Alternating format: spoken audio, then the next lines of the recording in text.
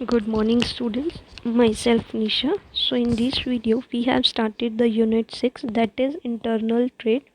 So in this video we have studied about the internal trade, its meanings and types, wholesale trade, meaning and services, retail trade, meaning and types. So in this video we have studied about the first unit, that is internal trade, meaning and types. So let's start. First of all meaning of internal trade कि internal trade का मतलब क्या होता है. It refers to buying and selling of goods within a boundaries of a country कि countries की boundaries के अंदर रह के जो है वो हम क्या चीज़ बेच रहे हैं, क्या चीज़ खरीद रहे हैं, या फिर कौन सी सर्विसेज जो है हम वो प्रोवाइड कर रहे हैं अपने कस्टमर्स को, अपने कंज्यूमर्स को, उसको बोला जाता है इंटरनल ट्रेड.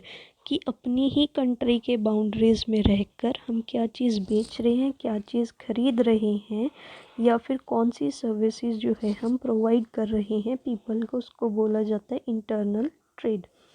नेक्स्ट आता है इसमें features of internal trade. First आता है trade with in the boundaries of the country कि जो भी हम बेच रहे या खरीद रहे हैं वो हम अपनी कंट्री की बाउंड्रीज़ में रहकर ही करेंगे. मतलब हम कैरी करेंगे उस बिज़नेस को, उस ट्रेड को एक सिंगल कंट्री के अंदर ही. जब हम ट्रेड को अक्रॉस द बाउंड्रीज़ करना शुरू कर देते तब उसको बोला जाता है फॉरेन ट्रेड. सेकेंड आता है इसमें फ्री मूवमेंट ऑफ गुड्स कि इसमें जो है मेरी सेल या फिर परचेज़ करने में डिफरेंट स्टेट्स में जो है ऑफन जो नो रिस्ट्रिक्शंस, कोई भी रिस्ट्रिक्शंस नहीं होती. मैं इजीली जो है वो ट्रांसफ़र कर सकती हूँ, मूवमेंट करा सकती हूँ अपनी गुड्स की. फिर इसमें थर्ड आता है डीलिंग इन लोकल करेंसी कि अंडर इंटरनेशनल ट्रेड जो डीलिंग्स की जाएगी वो नेशनल करेंसी के अंदर की जाएगी कि जो उस कंट्री की करेंसी होगी उसी में हम जो है वो डीलिंग्स करेंगे.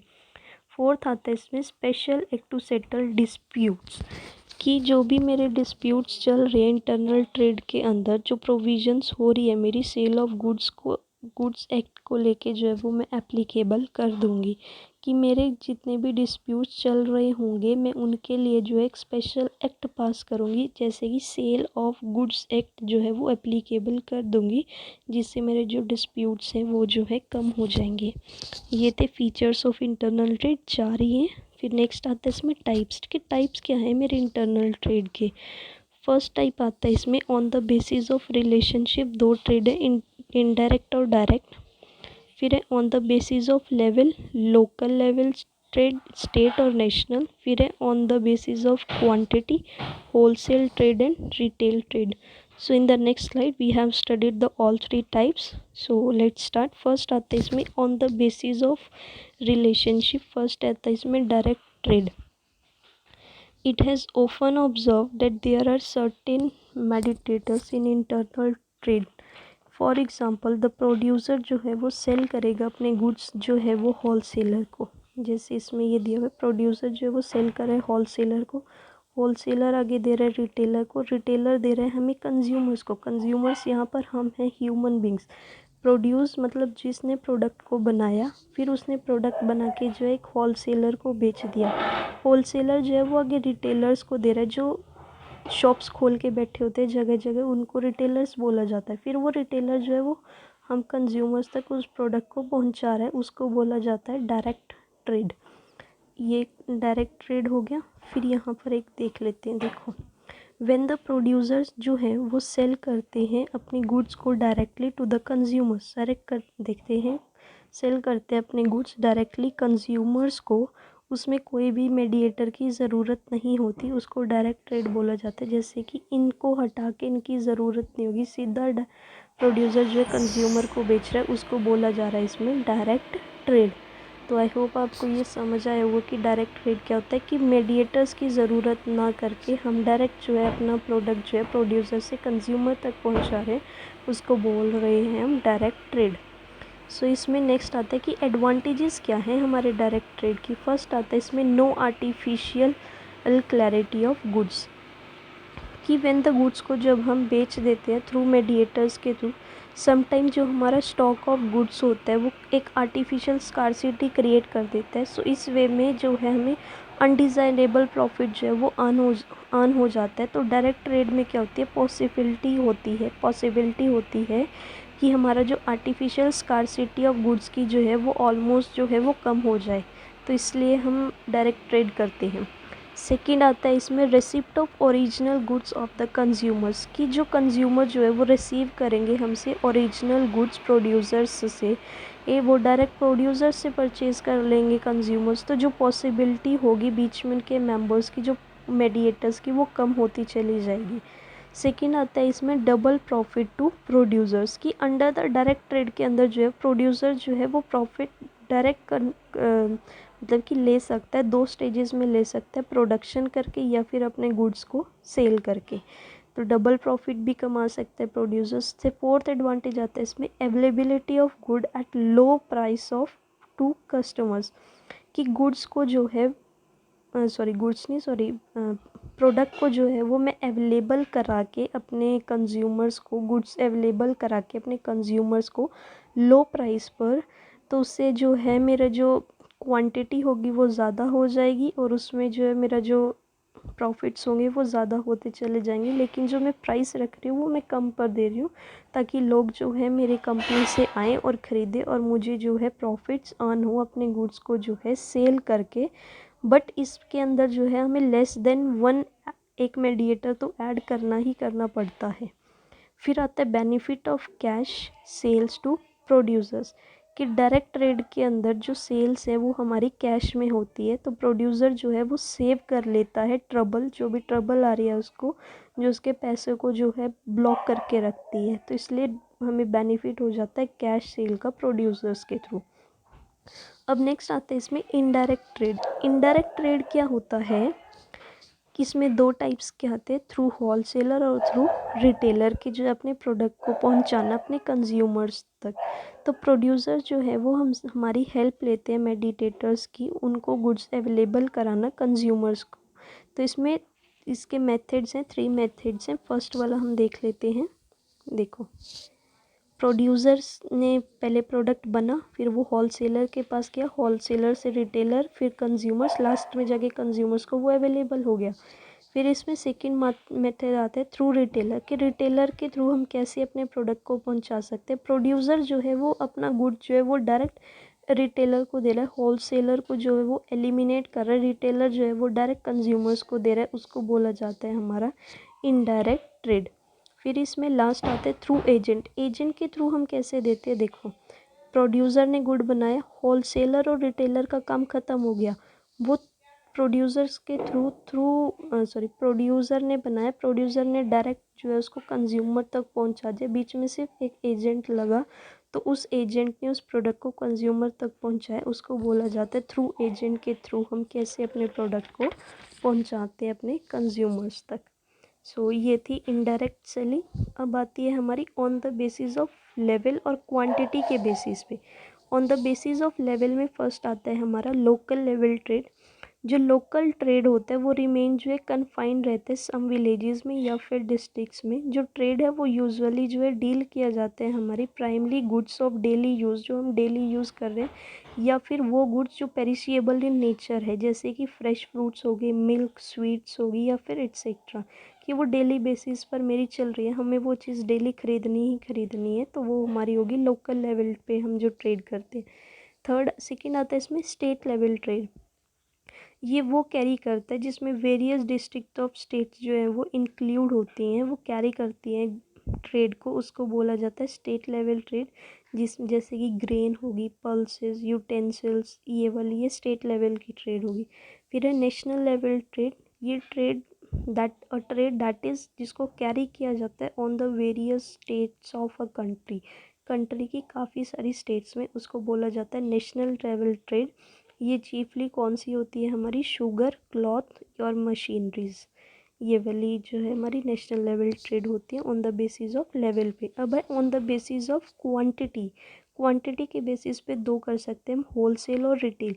जो होलसेल ट्रेड है वो परचेज़ करता है गुड्स को एक ह्यूज क्वांटिटी में, प्रोड्यूसर्स थे और वो सेल कर देता है छोटी छोटी क्वांटिटीज़ में काफ़ी सारे रिटेलर्स को। तो वो रिटेलर्स जो है वो उन गुड्स को जो है कंज्यूमर्स तक पहुंचा देते हैं, तो उसको बोला है होलसेल ट्रेड। कि जो होलसेलर होगा वो लार्ज क्वांटिटी में प्रोडक्ट को जो है परचेज़ करेगा और स्मॉल स्मॉल क्वांटिटीज़ में जो है वो रिटेलर्स को बेच देता है।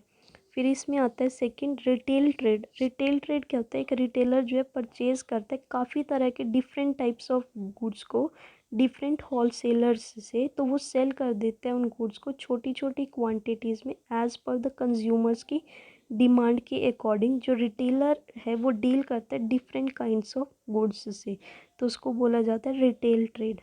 तो आई होप आपको ये समझ आ गया होगा कि on the basis of level पे कैसे होता है और क्वांटिटी के बेसिस पे कैसे होता है। फिर आता है इसमें कि मेन डॉक्यूमेंट्स कौन से हैं जिसको हम यूज़ करते हैं अपने इंटरनल ट्रेड में। फर्स्ट आता है इसमें इनवॉइस। इनवॉइस क्या होता है, जब फॉर क्रेडिट परचेज के टाइम पर जो स्टेटमेंट है सप्लाई किया जाता है बाय द सेलर्स को एक पर्टिकुलर गुड जो हमने परचेज की होती है उसको बोला जाता है इनवॉइस।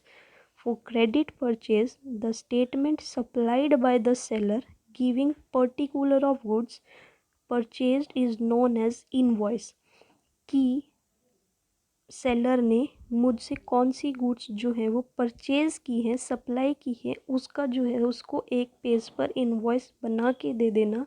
जो उसने गुड्स परचेज़ करी हैं उसको बोला जाता है invoice. It state seller name, उसमें सेलर का नेम होता है, एड्रेस होता है, पर्टिकुलर गुड्स का नाम होता है जो उसने परचेज़ की होती है, जैसे कि या तो उसकी क्वांटिटी क्या है, उसकी क्वालिटी क्या है, उसका रेट क्या है, टोटल वैल्यू क्या बनी उसकी, कितना उस पर टैक्स लगा, कितना उस पर डिस्काउंट मिला, वो सब लिखा जाता है। तो उसको बोला जाता है बिल या फिर मेमो। तो रिकॉर्डिंग जब हम परचेज बुक में करते हैं उसको on the basis of document में की जाती है, उसको बोला जाता है source of document of a transaction. जब हम रिकॉर्डिंग जो है परचेज बुक में करते हैं from the invoice, then the invoice पे जो है टिक मार्क लग जाता है और वो जो है फिल्ड हो जाता है, तो उसको बोला जाता है इनवॉइस। फिर सेकेंड आता है इसमें proforma invoice.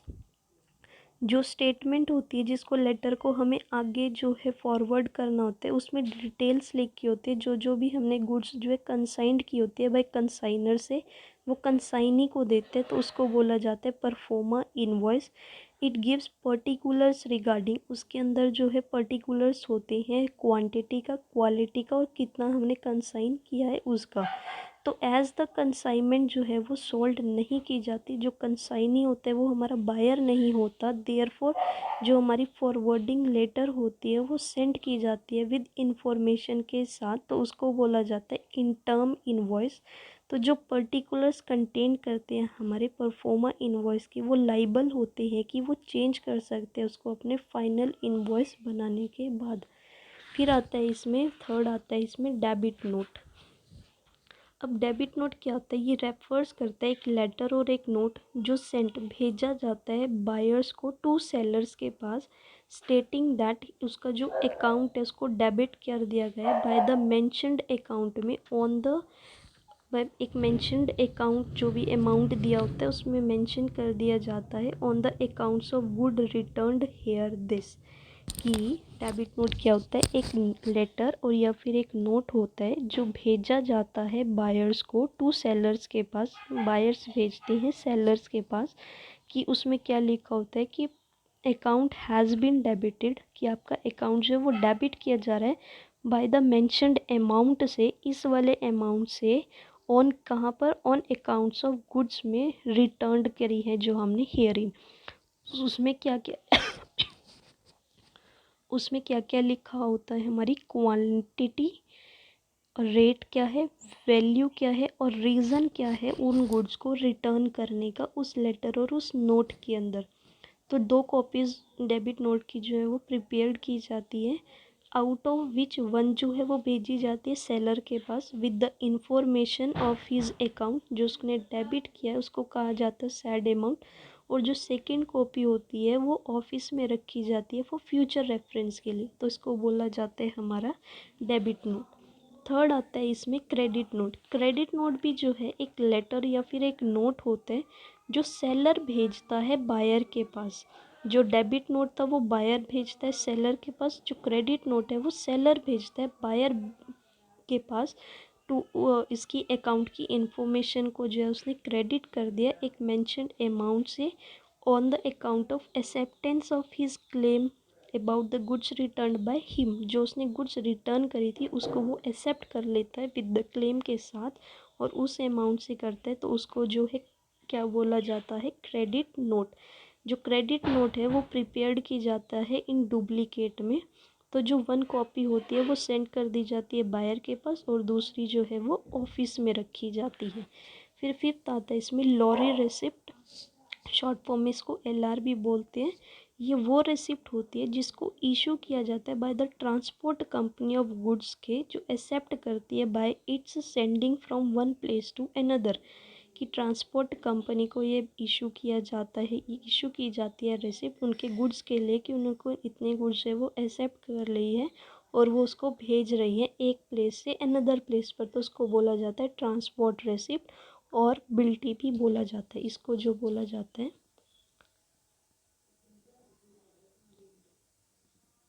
Transport, also known as, इसको ऑल्सो नोन एज भी बोला जाता है। मतलब लॉरी रेसिप्ट को ऑल्सो नोन एज क्या बोला जाता है, ट्रांसपोर्ट रेसिप्ट। अब आती है हमारी सिक्स्थ रेलवे रेसिप्ट RR।